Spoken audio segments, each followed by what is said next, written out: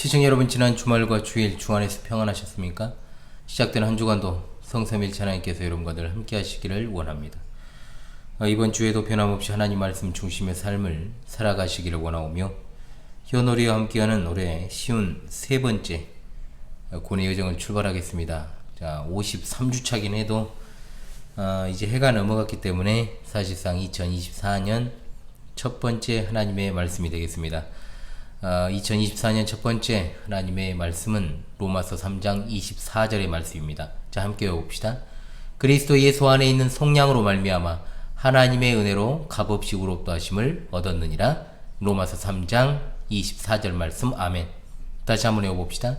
그리스도 예수 안에 있는 속량으로 말미암아 하나님의 은혜로 값없이 의롭다 하심을 얻었느니라. 로마서 3장 24절 말씀. 아멘.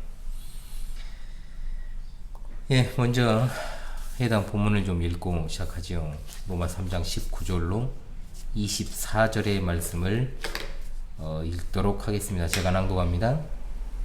우리가 알거니와 무릇 율법이 말하는 바는 율법 아래에 있는 자들에게 말하는 것이니 이는 모든 입을 막고 온 세상으로 하나님의 심판 아래에 있게 하려 함이라. 그러므로 율법의 행위로 그의 앞에 의롭다 하심을 얻을 육체가 없나니 율법으로는 죄를 깨달음이니라. 이제는 율법 외에 하나님의 한 의가 나타났으니 율법과 선지자들에게 증거를 받은 것이라. 곧 예수 그리스도를 믿음으로 말미암아 모든 믿는 자에게 미치는 하나님의 은이 차별이 없느니라. 모든 사람이 죄를 범하였음에 하나님의 영광에 이르지 못하더니 그리스도 예수 안에 있는 성령으로 말미암아 하나님의 은혜로 값없이 의롭다 하심을 얻은 자 되었느니라. 아멘. 자, 외울 때 값없이 의롭다 하심을 얻었느니라 그렇게 했네요. 자, 얻은 자 되었느니라인데, 예. 예. 바울 사도가 기록한 로마서의 첫째 이제 주요부의 결말에 이제 다다르고 있습니다. 지금까지의 결론을 도출해 보면 딱 세 가지죠. 첫 번째가 사람은 자기가 행한 일에 대해서 하나님께 해명을 해야 된다. 반드시. 그리고 두 번째, 사람은 이루 셀 수 없이 많이 저지른 악행에 대해서 죄책을 짊어지고 있다는 것. 세 번째, 사람은 선행으로 판단되는 어떤 행위를 제시한다 해도 하나님께 의롭다함을 받지 못한다라고 하는 것. 이 세 가지를 여러분 기억하시면서 이번 주 말씀 해설을 들어주시기 바랍니다. 비참한 인간의 그 현실에 대해서 하나님께서 직접 마련하신 구제책이 21절 이하부터 쭉 나오게 됩니다. 그 길로 가기 전에 단단히 못을 박는 내용이 바로 19절과 20절의 말씀이죠. 사실 이 두 절의 말씀은 바울 사도가 또 하나의 반론을 예상하며 말한 것입니다. 지금까지 진술한 바울 사도의 말에 대해서 유대인들은 이 모든 증언들이 자신들과 관련되는 것이 아니라 오로지 더럽고 추접한 이방 세계와만 관련될 뿐이라 반박할 수 있었습니다. 설령 유대인 가운데 타락한 자가 있을 수 있다 해도 말입니다. 유대인들은 하나님께서 계시하신 율법이 존재하고 있었습니다. 우리가 지난 시간에 분명히 상고했지요. 그것은 인간들의 어떤 합의에 의해 제정된 것도 아니고 최고 통치자인 왕이 단독으로 제정한 것도 아닙니다. 이스라엘 민족의 율법은 하나님께서 제정하신 신령한 법입니다. 그러므로 그 법은 단순히 시민들의 질서 유지나 국가를 지탱하기 위한 수단이 아니죠. 그 법의 궁극적인 목적은 이 땅에서 하나님의 거룩하신 뜻을 이루어 나가기 위한 방편으로 주어진 것입니다. 그렇기 때문에 실제적으로 완벽한 하나님의 율법은 단순히 그것을 소유하고 있다고 해서 또 그것을 가지고 있다 해서 주어졌다라고 해서 그것 자체로 구원의 방편이 되는 것은 아니었습니다. 율법을 준수한다라고 하는 것은 거룩하신 하나님의 뜻에 조화되어 살아간다는 의미를 지니고 있습니다. 그러므로 그 율법은 실제적인 것이죠. 순간순간마다 확인되고 적용되어야 했던 것이 바로 율법입니다. 하나님의 율법은 그 자체로 완벽합니다. 따라서 죄악에 가득 찬 인간이 그 율법을 완벽하게 지킨다는 것은 불가능합니다. 유대인들은 하나님의 율법의 테두리 안에 들어와 있던 자들입니다. 그러나 그 법 테두리 안에 있는 것 자체가 그들을 구원하는 것은 결코 아닙니다. 그것을 지키는 자만이 구원을 받을 수 있습니다. 그러면 여러분, 그 법 테두리 안에 있는 유대인들은 그 법을 온전하게 지켰을까요? 지키지 못했습니다. 그것이 바로 그들이 죄에 대한 하나님의 심판을 필연적으로 받을 수밖에 없다라는 것을 가르쳐 줍니다. 19절의 말씀이 바로 그런 말씀이었죠. 19절의 중간 부분에 모든 입을 막는다라는 표현이 매우 중요합니다. 법정에서 피고가 그를 기소하는 많은 증거들이 너무나도 명백하고 많아서 자신을 변호하지 못하고 침묵할 수밖에 없는 모습을 드러내는 용어이기 때문입니다. 이것은 유대인뿐만 아니라 이방인 전체를 포함해서 모두가 다 하나님의 법정 앞에서 할 말을 잃게 된다라는 뜻입니다.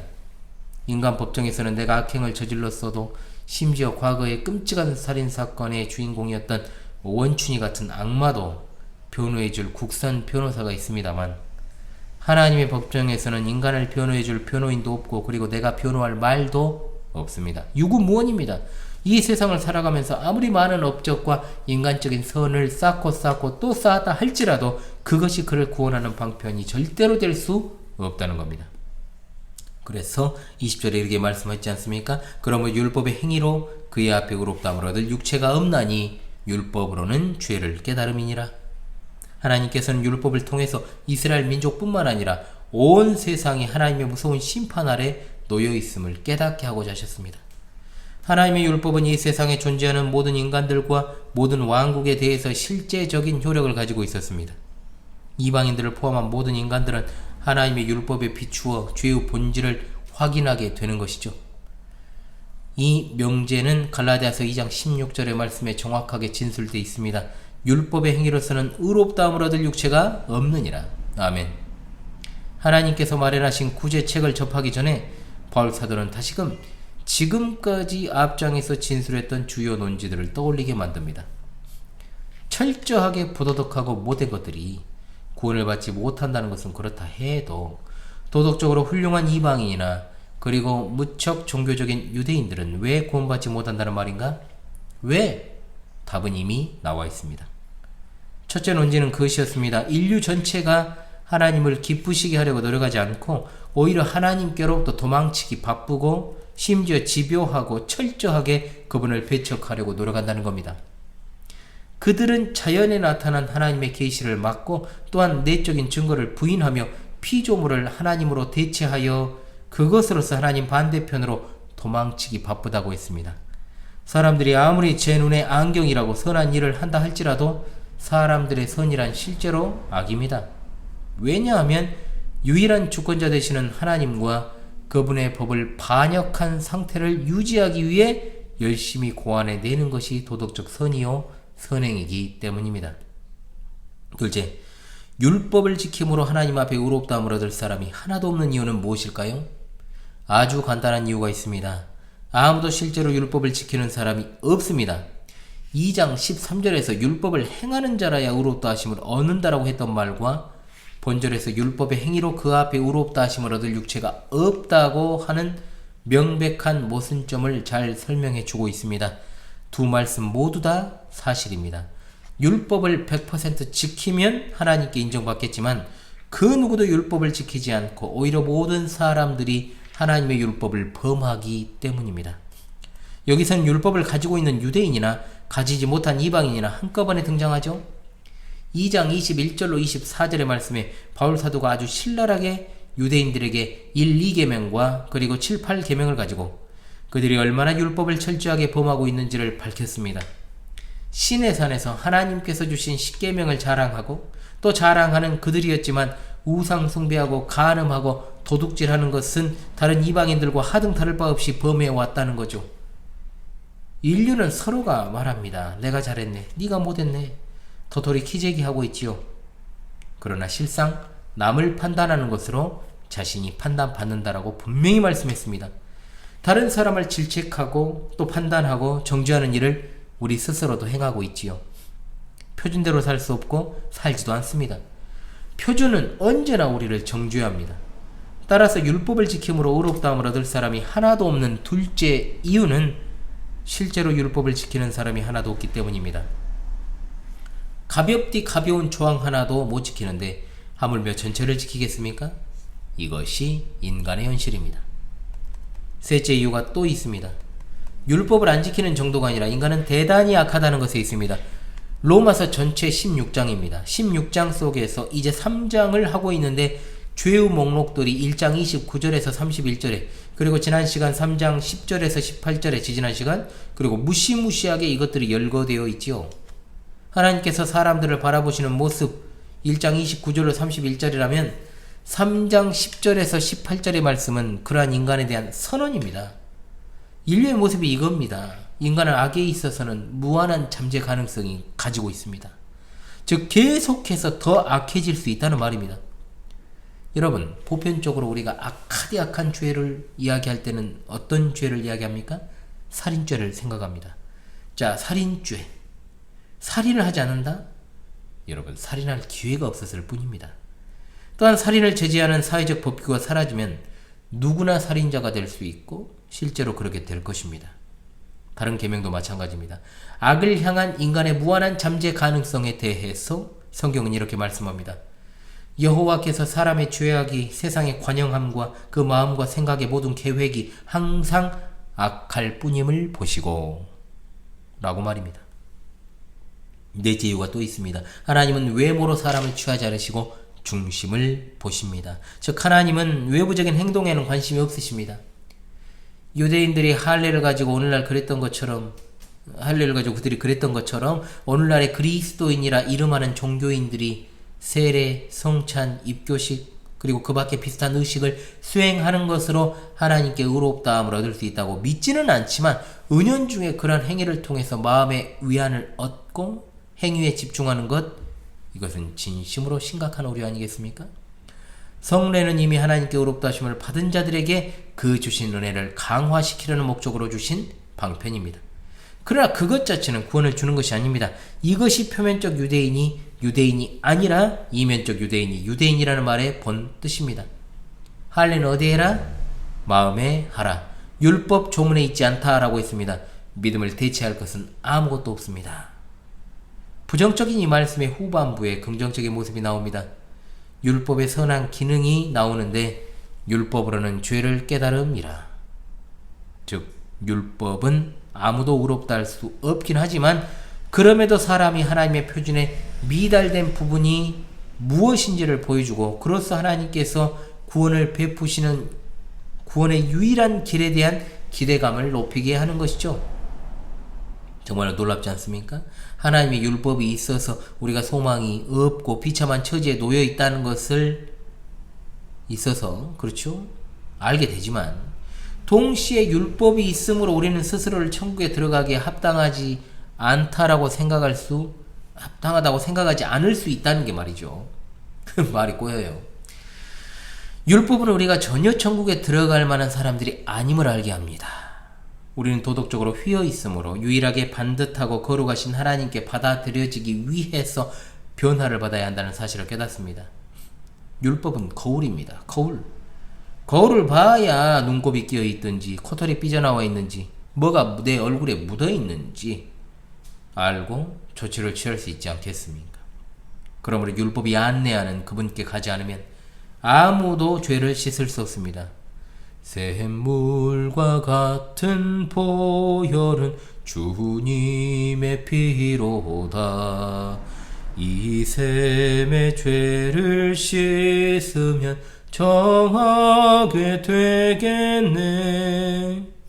자, 이제 하나님이 이런 어떤 비참한 인류, 소망 없는 인류 가운데 구제책을 주신 것에 대한 진술입니다. 21절은 그러나 라는 접속사가 포함되어 있죠. 그러나 이제는 입니다. 로마서의 시작 부분이 2장하고도 절반에서 인류가 죄로 인해 멸망당했다는 슬픈 소식을 접하게 되었습니다. 이제 이 편지에서 가장 큰 전환점을 맞이하는 부분이죠. 죄와 하나님의 진노라고 하는 암울하고 절망적인 내용을 벗어나서 하나님께서 주 예수 그리스도를 통해서 죄인들에게 크나큰 은혜를 베푸신 놀라운 소식을 보면서 안도감에 가슴을 쓸어 내리는 겁니다. 요한복음 3장 16절에서 우리가 간구하는 단어, 바로 하나님이 세상을 이처럼 그와 같은 단어가 나오지요. 그러나 이제는입니다. 그러나 이제는 이 말은 그럼에도 불구하고 앞선 두 장, 즉 그 두 장 반의 내용을 제대로 공부했다면 이 단어가 얼마나 중요한 의미를 지니고 있는지를 알게 될 것입니다. 우리는 과거를 공부했습니다. 그러므로 이제 현실을 올바로 평가하게 됩니다. 그러나 이제는 이 단어는 기쁨의 외침이요 환희의 찬가가 될 것입니다. 여기에는 아주 중요한 전환점이 있습니다. 뭐냐? 네 가지로 정리할 수 있습니다. 첫째, 진노에서 의로 전환되었습니다. 하나님께서 이 일을 하시지 않았다면 여전히 진노 아래 있습니다. 영적으로나 도덕적으로나 내리막길로 치닫고 있었던 우리들입니다. 에베소서 2장 12절에 세상에서 소망이 없고 하나님도 없는 자였던 우리입니다. 이제는 율법 외에 하나님의 한 의가 나타났으니 율법과 선지자들에게 증거를 받은 것이라. 이것은 1장 18절과 대조되는 말씀이죠. 1장 18절에 하나님의 진노가 불의로 진리를 막는 사람들의 모든 경건하지 않음과 불의에 대하여 하늘로부터 나타나나니, 전에는 하나님의 진노가 우리를 겨냥하여 나타나고 있었지만 이제는 하나님의 의가 열려집니다. 하나님께서는 자신에 관하여 자연을 통해 내적인 증거를 통해 계시해 오셨음에도 사람들은 배척하고 억눌러 왔습니다. 거기에 대해서 하나님께서는 계속 진노를 쏟아붓고 계셨지요. 모든 불의로, 추악으로, 탐욕으로, 악의로, 시기, 살인, 분쟁, 사기, 악독, 하나님께서 인류를 내버려 두심으로 발생하는 일들 아니겠습니까? 그렇다면 어떻게 이런 것에 사로잡히지 않을 수 있습니까? 스스로의 힘으로는 불가능합니다. 진노 대신에 이제는 율법 외에 하나님의 한 의가 나타났으니라고 했습니다. 우리 죄 때문에 들어간 진노의 자리에서 구원을 받을 수 있는 길은 오직 하나님이 마련하신 이 길뿐입니다. 정말 감사한 것은 이 길 하나밖에 없는 것이 아니라 이 길 하나가 있다는 것입니다. 할렐루야, 아멘. 둘째, 정죄함에서 의롭다함을 얻을 길이 생겼습니다. 24절의 말씀에 이제는 그리스도 예수 안에 있는 속량으로 말미암아 하나님의 은혜로 값없이 의롭다 하심을 얻은 자 되었느니라. 여기뿐만 아닙니다. 로마서 8장 1절 말씀, 그러므로 이제 그리스도 예수 안에 있는 자들에게는 결코 정죄함이 없다라 말씀합니다. 로마서 5장 9절에도 그러면 이제 우리가 그의 피로 말미암아 의롭다 하심을 받았으니 더욱 그로 말미암아 진노하심에서 구원을 받을 것이니. 아멘. 사람들은 대부분 자신들이 정죄 아래 있다고 생각하지 않습니다. 왜 그럴까요? 판결 집행이 아직 안 이루어졌기 때문입니다. 이 세상에서 떵떵거리며 사는 사람들 보세요. 악한 자들이나 대적자들이 잘 나가고 흥왕하는 모습을 보면 믿는 사람들은 하나님께서는 왜 저것들을 그냥 내버려 두실까? 안 믿는 사람들은 뭐라고 말합니까? 귀신은 뭐하나 몰라 저것들 안 잡아가고, 목숨도 잘 유지하고 있고 잘 나가니까 그들은 아무 일도 없다고 안심하며 살아가지 않겠습니까? 그러나 예수님은 말씀하십니다. 하나님이 그 아들을 세상에 보내신 것은 세상을 심판하려 하심이 아니요 그로 말미암아 세상이 구원을 받게 하려 하심이라. 그를 믿는 자는 심판을 받지 아니하는 것이요 믿지 아니하는 자는 하나님의 독생자의 이름을 믿지 아니하므로 벌써 심판을 받은 것이니라. 그 정죄는 이것이니 곧 빛이 세상에 왔으되 사람들이 자기 행위가 악함으로 빛보다 어두움을 더 사랑한 것이니라. 아멘. 이 말씀은 로마서에서 사람들이 자기들의 악으로 진리를 가로막고 있다는 것과 일맥상통합니다. 그들은 일찌감치 진노에 들어가 있습니다. 그러나 예수 그리스도의 사역으로 인해서 정죄 대신에 칭의 아래 들어갈 수 있는 길이 생겼습니다. 그리스도 예수 안에 있는 성령으로 말미암아 얻은 의롭다 하심, 곧 칭의가 있습니다. 셋째, 속박에서 자유를 얻는 길이 생기게 되었습니다. 죄는 우리를 하나님의 공의로우신 진노와 정죄 아래 들어가게 하는 것뿐만 아니라 우리를 노예 삼아 참으로 선한 생활을 할 수 없게 만드는 것이죠. 그런데도 상황은 바뀔 수 있습니다. 로마서 7장 6절의 말씀, 여기 나온 그러나 이제라는 단어가 또 나옵니다. 그러나 이제는 우리가 얽매였던 것에 대하여 죽었으므로 율법에서 벗어났으니 이러므로 우리가 영의 새로운 것으로 섬길 것이요 율법 조문에 묵은 것으로 아니할지니라. 아멘. 이것은 아주 중요한 문제입니다. 그 부분에서 더 자세하게 상고하게 될 것입니다.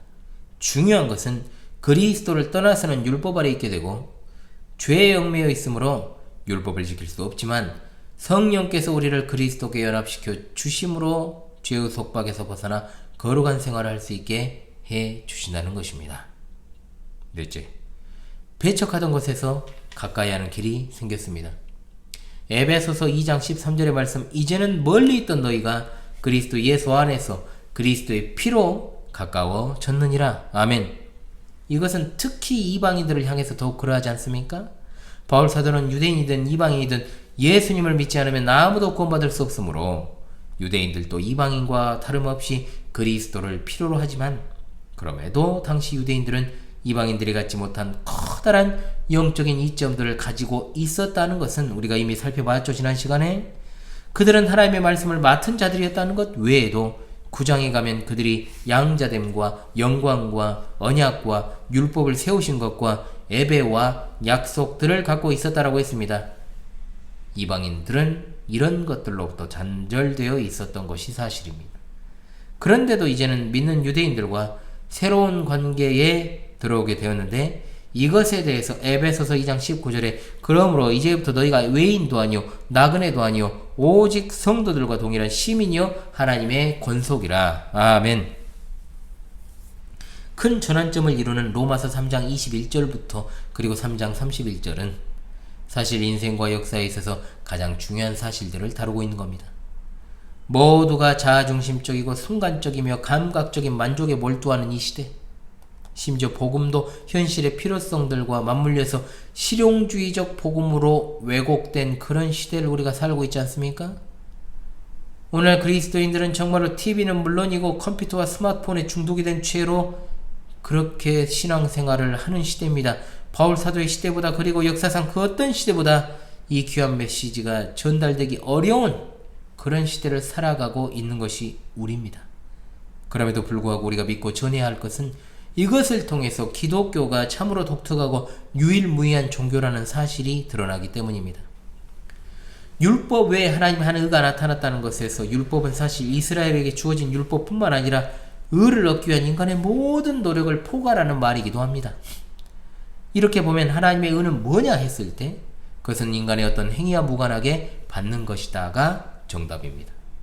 이 점에서 모든 종교와 기독교는 극명하게 구분이 됩니다. 모든 종교는 나름대로 경전을 가지고 있고 또 독특한 가르침들을 가지고 있지요.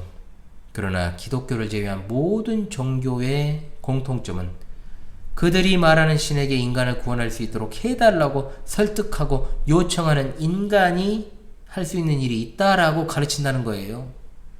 영혼에 도달할 수 있는 인간의 길을 가르칩니다. 그것이 모든 만국 종교의, 모든 자연 종교의 특징입니다. 공통점이기도 하죠. 내세에 어디를 가느냐의 문제 또한 그것이 많든 적든 인간이 선택하고 노력해서 만든 사다리가 있음을 가르칩니다. 그러나 그리스도교는 여기서 완전히 다릅니다. 오직 그리스도교만이 구원을 받는 데 있어 인간이 할 수 있는 일은 아무것도 없다라고 가르치고, 인간을 한없이 겸손하게 만드는 것, 오직 그것은 기독교만 가지고 있는 독특성이요 유일성입니다. 그렇다면 우리가 행하는 일들은 무엇일까요?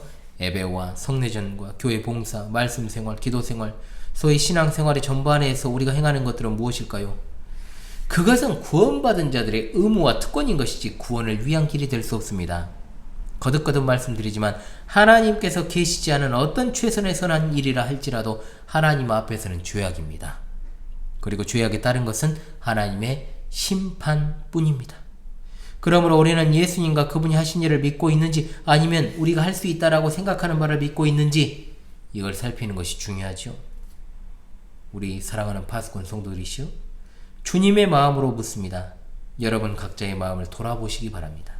하나님께서 행위라는 표준을 버려주셔서 우리가 구원받게 되었는데, 여러분 스스로도 행위들을 버리고 갈보리 십자가에서 이루어진 그리스도의 사역만을 의지하고 있습니까?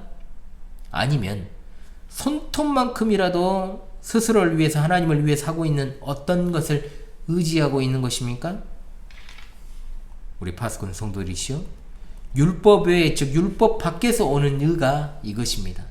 인간의 행위 밖에서 오는 의입니다. 기독교는 완전하게 그리고 철저하게 이루어진 사역에 관한 하나님의 말씀을 믿는 신앙입니다. 아멘. 그럼에도 불구하고 사람들의 구원과는 대체로 세 가지 정도가 있지 않습니까? 자력구원론을 주장하는 사람들은 자기를 스스로 구원하고 싶어하는 인간의 열망이죠. 그게 불가능하다고 하는 것을 좋아하지 않습니다. 이런 일이 있었습니다. 하나님이 없는 인간의 죄와 비참함에 대해서 주일학교에서 가르치면서 인간은 모두 죄인입니다. 그 죄의 문제를 해결할 수 있는 분은 오직 예수 그리스도의 피밖에 없습니다. 즉 기독교의 근본 진리에 대해서 세상적 가치관에 사로잡힌 주일 학생들의 부모들이 왜 예쁜 내 새끼가 죄와 비참함으로 죽어야 되는 죄인이냐? 왜 교회에서 그런 식으로 겁을 주는 것이냐? 교회에서 긍정적인 메시지로 아이들을 길러야 되는 것 아니냐? 내 새끼는 죄인이 아니다. 이렇게 항의했다는 글을 본 적이 있습니다. 이게 현실이죠. 이것도 얼마나 오래전 일인지도 몰라요. 이것도 제가 전도사 때 그 일이니까. 교회 다니는 사람이건 다니지 않는 사람이건 기독교의 어떤 기독교의 근본이 되는 가르침도 모르고 왔다 갔다만 하는 사람이 생각외로 아주 많죠. 긍정적인 사고방식, 적극적인 사고방식, 낮은 자존감의 극복, 상처로부터의 치유, 다 개소리입니다. 왜 긍정이니 적극이니 낮은 자존감을 회복하느니 상처 치유받기 위한 목적으로 교회에 옵니까? 돈 없으면 문화센터에 가고 돈 있으면 무당이나 전문의 찾아가는 게 낫죠. 안 그래요? 그러나 인생의 근본 문제인 죄의 문제를 해결하지 않고서는 절대로 궁극적인 안정은 없습니다.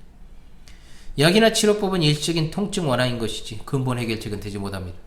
이것이 바로 상식 아니겠습니까? 성경은 우리에게 인간은 스스로를 구원할 수 있는 방책도 여건도 전혀 없다라고 말씀합니다. 또한 하나님께서 이루신 구원에 인간이 어떤 숟가락을 얹어서 거기에 일조하거나 그 구원을 지켜내야 그 구원이 유효하다라고 말하지도 않습니다.